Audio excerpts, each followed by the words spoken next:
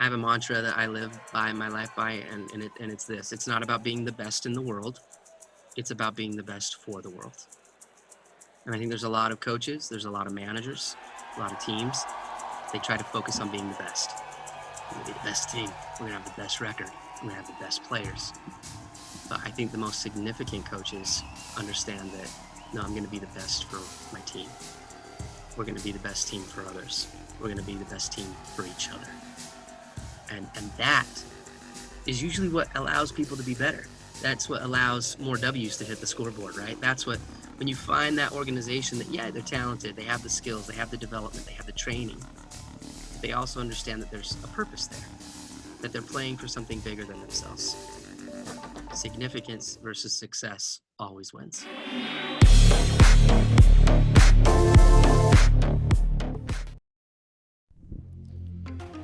Welcome to the Elev8 podcast. Thank you for tuning in. Thank you for listening.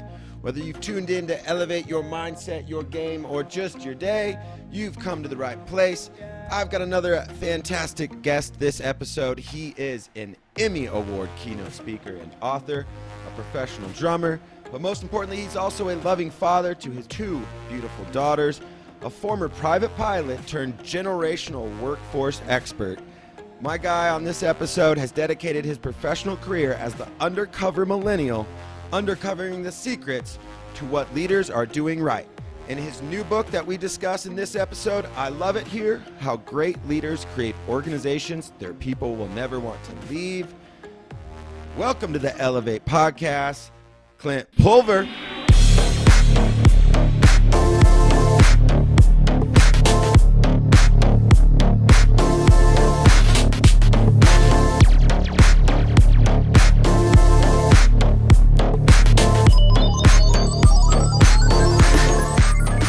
How are you today? Dude, I'm good, Tyler. I really appreciate you having me on the show, man. It means a lot.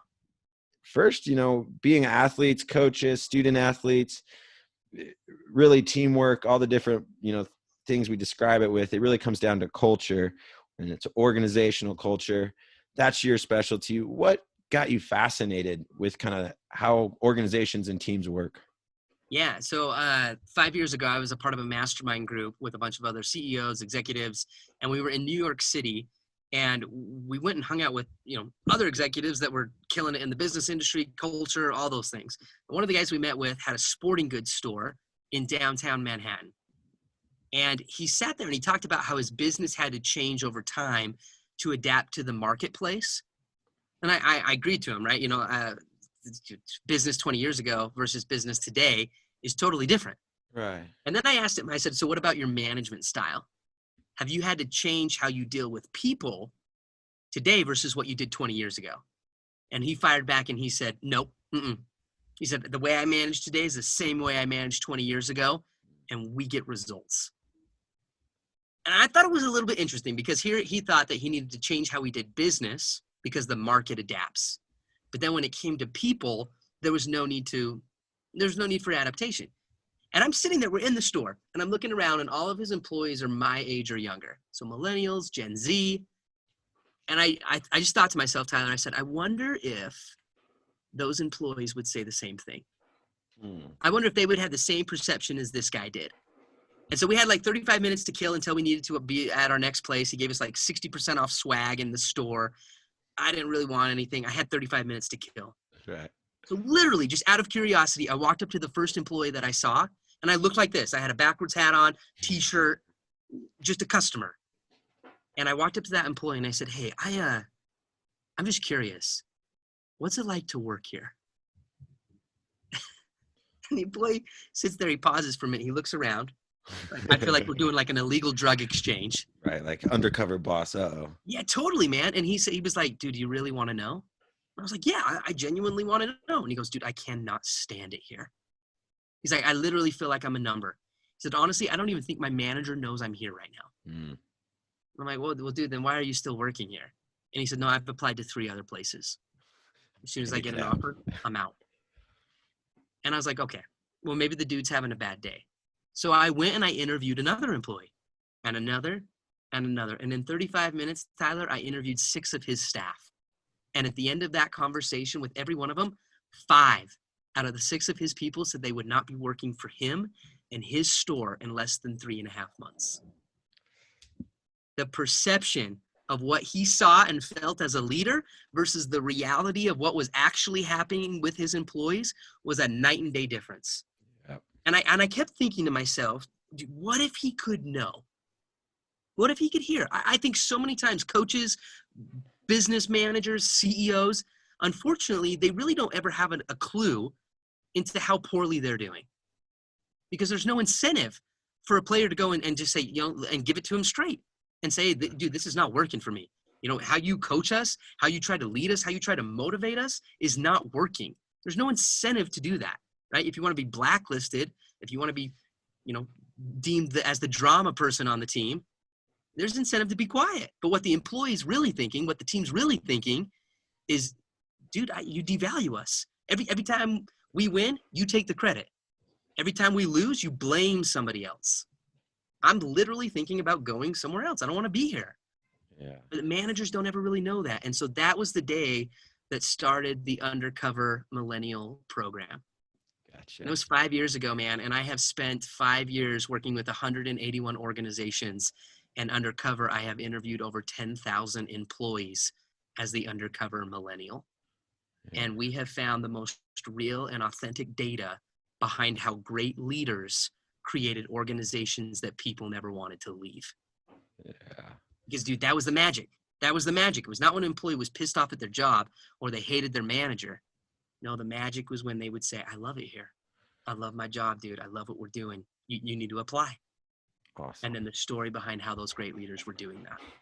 I know if you've listened to a podcast of mine before, one of the things when a guest says something great, I say, awesome. I say, I love it. And so I love it here is the title of your book. Tell us a little about the book. I know it goes into some of that research you just mentioned. Yeah, dude, it is not another leadership book that's written by a self-proclaimed leadership expert. It's not the guy who runs the store. Yeah, it's not that. This is a book that is written by 10,000 employees who knew when their leaders were getting it right. That's what this book is about.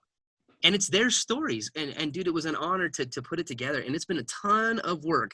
We have traveled the globe. I worked with companies from school districts to tech companies to construction companies in the medical field, hospitality, retail, fast food. And man, to capture their stories in a real way that they didn't know their stories were being told. So we got honesty. But in doing that, we've been able to really gain insight into the employee's perspective, which you've got to consider your people's hearts, their thoughts, their feelings. If you want to do anything that involves a team and you want to get the ship to go somewhere, and if you have employees, this stuff matters. Yeah. I think that one of the first things I learned when I started working with coaches that especially worked with youth in high school was emotion runs the show. Yeah, man. And yeah. And if you can tap into it, it's very powerful. Not easy, yeah. But it matters. I want to know, I know you talk more about it in the book because I've heard coaches, maybe I've just never had a label for it, but moments of significance. How can coaches and teams create these moments of significance that can hopefully kickstart some of that emotion that we want to grab hold towards purpose? Employees, team members, your organization, whatever it is, they do not remember days. They remember moments. And the better coaches, managers get at creating moments, designing moments that matter, moments of significance, moments that create possibility. It is the thing that they cherish. It's the thing that really mattered to people. And I know it sounds soft. Everyone's like, the intangibles. No, they're the human skills that every team, player, member, employee is asking you. Because every player is asking you as a coach, let me know when it gets to the part about me. And some coaches hear that and they go, those entitled little shining stars in my life, right? Let me know when it gets to and I get there's a sense of that, but it's not so much a sense of entitlement as it is a sense of just good coaching. It's bringing humanity back into the field. It's bringing humanity back into the gym. And man, moments are what matter. And it's the things that we remember. I was the kid in school that I had a hard time sitting still. And I still do, you know, I always have to move. My right hand would tap, my left hand would tap, and it was annoying for everybody. And I got nicknamed the Twitcher. Everybody called me the Tapper when I was a little kid. And there was one teacher in my life, and his name was Mr. Jensen. And he told me to stay after class one day. And he said, listen, Clint, you're kind of like the kid that's on the list, man. He's like, everybody sees this inability to sit still. You tap in my class, you tap in everybody else's class. He said, but I've watched you though. He says, it's crazy. You'll do something with your right hand while you're writing with your left hand. And then you can switch. Like you switch the pen and you'll start writing with your right hand while you tap with your left hand. And he looked at me and he said, dude, I think you're ambidextrous. And I was like, no, I'm Presbyterian. He goes, no, dude, that is not what it means. He said, can you tap your head and rub your belly? And I was like, yeah, I can do that. And he said, can you switch it? And just literally without thinking about it, I could do it. And he leaned back in his desk and he opened up the top drawer and he reached inside and he took out my very first pair of drumsticks. Cool. And he leaned forward and he said, listen, kid, he said, I don't think you're a problem. I just think you're a drummer. And that teacher, Tyler, he created a moment in my life that changed everything. Yeah. And it's been 22 years ago since that moment. And I have traveled the world as a professional drummer all over. I played with Blue Man Group, Tim McGraw, Carrie Underwood. I've been on America's Got Talent. My whole college education was paid for through music scholarships. Wow. You know, and I don't say all that to go, wow, good for you. Like, oh, that's amazing. No, I'm telling you that because one person decided to create a moment that helped me live a better story. Yeah. That's what gets remembered. That is the stuff that every day as a coach, a manager, a boss, you get to play that role in somebody's life. That's a significant moment. That's a significant calling.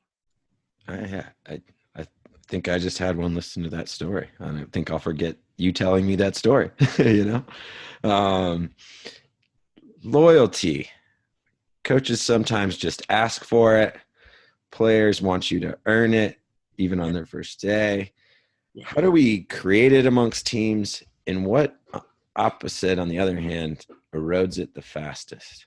Yeah, man. In every team, every organization, you find four types of coaches. And in our research, we found it in all organizations. These types of coaches were based off of two things: their standards and their expectations for the team, and second, their ability to connect with the players, or vice versa, right? Or they just couldn't do either. So the first coach that we find is the removed coach. This is the coach that just honestly should have stopped coaching 20 years ago. They're just burnt out. They're tired. Yeah. It's like, it's another freaking season. I have no idea. I don't care who you are. I don't know what position you play. I'm just here. Like, blow the whistle, do your thing. I'm just tired. Yeah. And so what does this create? It creates disengagement in the team. My coach doesn't care. Why should I care? Mm-hmm. And then number two, fairly common, you find the buddy coach. This is the coach who wants to be everybody's friend. This is the coach that just wants to be admired, wants to be liked. You know, doesn't want to ruffle feathers, you know, doesn't want to tick off parents. So they just try to be everybody's friend. So they're low on their standards, low on their execution, their expectations, but they're high on connection. What does this create? A sense of entitlement, where the team looks at the coach as a homie, not as a coach.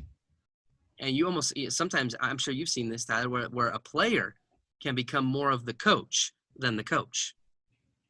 And it's because they've adapted this relationship where, yeah, coach, he's just a friend. He's, stay over there. If I need something, I'll let you know. I'm running the show. But the third is the most common, especially in sports, and it's the controller. It's the controller coach. This is the command and control, old style. Put your head down. Don't complain to me. You want the W, you're going to earn the W. I'm going to make sure I'm not here to be your friend. I'm not here to be your friend. I'm here to be a coach. Yeah. So they're high on standards, low on connection. And what does this create? Every time, man, rebellion. This battle between the player and the coach. It's coach trying to go toe-to-toe with every single player on the team instead of going shoulder to shoulder. But the fourth one, man, yeah, every time I talk about this, dude, I just get fired up because it was magic. and I call them the mentor. Not the coach, not the leader. I call them the mentor because they were equally high on their standards as much as they were on their ability to connect. And what did this create in the team? Respect. They weren't always liked, but they were respected. And dude, mentorship was a beautiful thing because it was not a title. It was something that they earned. That coach earned that sense to be there. And there was 5 attributes that a mentor coach, a mentor manager always had. And I call it the 5 C's of mentorship. And number 1, it was confidence. They were confident in their coaching ability. And that built trust. Listen, I understand the plays. I understand the game. And I know where we need to go. They were confident in that. It instilled trust. Number 2, they had credibility. Here's the thing. I want to know, have you ever played? You ever played the game? You played football before? Have you played volleyball before? What's your credibility? What's your history? And they showcased that to the players. That mattered. And then competence was another important factor. It's one thing to sit there and talk about the game, but can you get out and actually shoot a hoop? What's your technique? As a drummer, I don't want to study or learn from somebody that knows everything about drum theory. No, I want to learn from a practitioner, someone who's doing it, has done it, understands it, can actually play the game. And then number 4 was candor. They had the ability to create relationships so strong that honesty could exist. Mm. They made the deposits of trust constantly so that they could make the withdrawals, right? They understood that no significant loyalty ever happens without significant connection. And that leads into the last C, and it was care. The ability to truly care. It's not just about development. It's not just about winning. It's not just about what everybody else thinks. No, I really care about you as an individual. Okay? It's not like, life is more important than football. No, you are more important than football as a human. I care about you and your success. Yeah. And when players understand that, there's just a sense of buy-in. And big time. Think about, the great sports movies. I'm sure, Tyler, you love a good sports movie, right? Right. Of course. You always have that. You have the hero in the story who shows up, the mentor. Yep. Freaking Rocky, right? Mick pops up. Yeah. Mick the man, right? Frodo, Gandalf shows up. Yeah. Simba, Mufasa. You're Rocky and Lion King are 2 of my favorite movies, man. You're you're on a roll here. So anyways, the point I'm trying to make, again, mentorship, dude, you could not become a mentor until the mentee invites you into their heart. And when they do that, game over, man. The power of your influence and significance is life lasting. It's powerful. Have you ever heard of Joe Ehrman? That name sounds super familiar. So he's a former NFL player.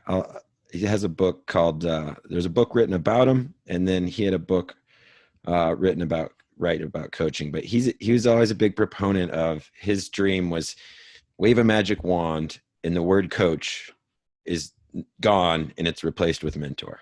Yeah. And it was just that was the way he wanted coaches to think in their role. 100%.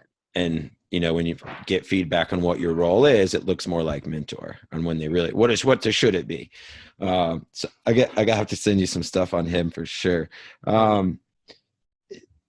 Athletes, coaches sometimes present themselves as these mentors in our life. I think growing up in athletics, there was always some good role models and mentors in there. But when I got into the real world, a little harder to find some of those people that actually care. And what suggestions would you have for, student athletes or maybe young coaches that, are looking for a right mentor in their life, ways they can find them creatively? Yeah, dude. I would say first, earn it. Earn it. Be willing to earn it. You should be willing to go and do whatever it takes to associate with astonishing people. And great mentors I found were always being mentored. I wrestled a ton in high school, and my dad was a state champion. Nice. Very competitive, was literally my coach throughout my whole wrestling career. And we grew up in Heber City, Utah, and that place, Wasatch High School, breeds wrestlers, literally breeds them.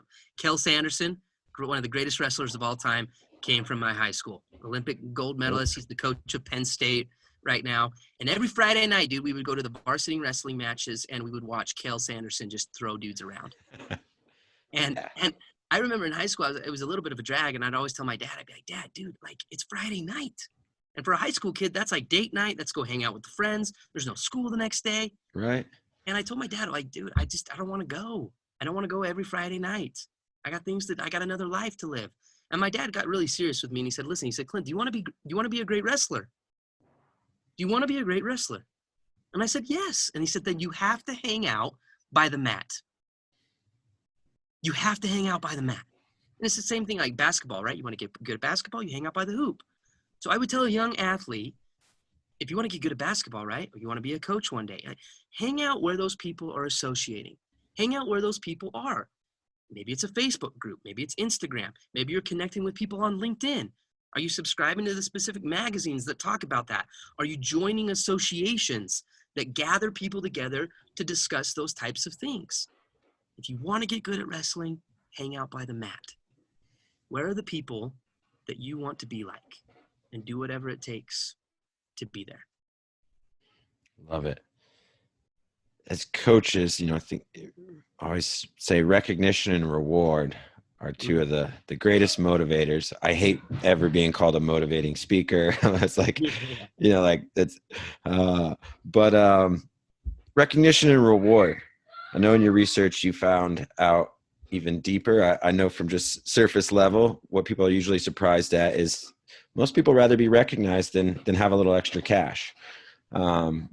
Maybe you can tell me, maybe I'm wrong, but what were the other 5 ways that employees wanted to be recognized? Yeah, interesting enough, with all of the research that we conducted, vocal praise was the number one thing asked for the most. It was not money. It was not a vacation. It was not a bonus. It was vocal praise. And I think sometimes we look over that. And what's crazy to me is in an organization, it costs you nothing. Nothing. Like that a boys, that a girl, like way to go. Like, hey, I saw what you did. It was an amazing play. Nice job. You're hustling. You're growing. You're doing better. Like that type of stuff matters to people. Big time. And so vocal praise is number one. The second thing was experiences. Employees talked about, I love it. As a team, we went out and we all went freaking axe throwing. It was rad. We went and did stuff together. We kind of put the ball away for a minute and we just went and hung out. We had an experience. It was a great way to recognize everybody. After the game, we all went out and we got pizza together, and it wasn't just straight home. Good job. We'll see you at practice. We went out and we had an experience. Number 2 is flexibility, time off. If a coach is like, listen, you guys have been hustling. You've been doing well. Take Friday off. Go be with your families. Go be with your friends. Go be like that. It's just a little bit of flex, time off. Yeah. The 4th part is pay. That's obviously a corporate thing. But like money mattered, right? A little bit. Like here's an Amazon gift card. Here's an increase in pay. Here's a raise. Here's a bonus. Money's a great way to show some recognition. No doubt. Yeah. And then the last one is, I call it toys and awards, man. Like think Letterman's jacket, think a medal, think a plaque, like a Rookie of the Year, the Rookie of the Year award. Like that stuff that symbolizes something. It literally costs you like $30 at the local trophy store, but to that player, it means a lot. It signifies something. Yeah.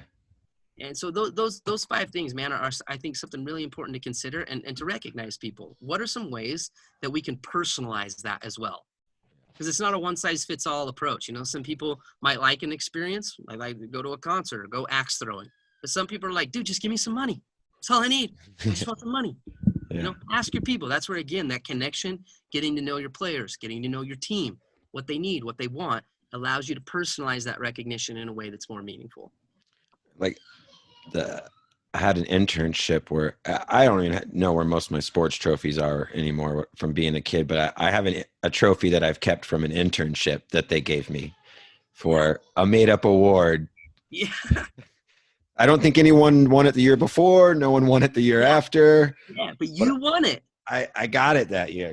Whatever it did, I got the trophy. So, and it was tied to experience, just like you said. So with those people. So, love it. One of the last things we always like to ask on the show, especially with all these interviews, has it maybe changed your mind? But how do you view success?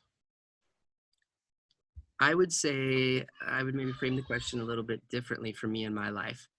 Is not so much how do you view success, but how do you view significance? Mm, Because those two things are very different. And for me, striving for significance over success always wins. yeah. Uh, I have a mantra that I live by my life by, and it's this: it's not about being the best in the world; it's about being the best for the world.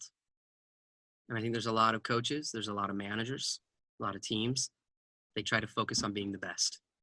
We're going to be the best team. We're going to have the best record. I'm going to have the best players. But I think the most significant coaches understand that, no, I'm going to be the best for my team.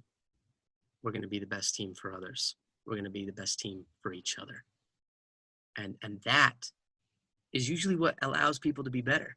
That's what allows more W's to hit the scoreboard, right? That's what, when you find that organization that, yeah, they're talented, they have the skills, they have the development, they have the training, but they also understand that there's a purpose there, that they're playing for something bigger than themselves.